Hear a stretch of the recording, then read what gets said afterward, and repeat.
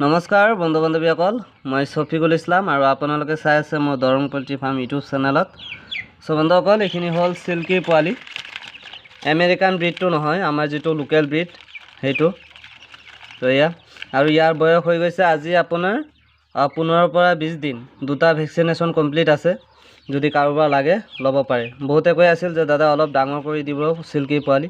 তো এয়া ভালেমান ডাঙৰ হৈ গৈছে, চাব পাৰিছে। এয়া পুৱা পাখি চাখি ওলাই গৈছে, ফেডাৰ আহি গৈছে এয়া।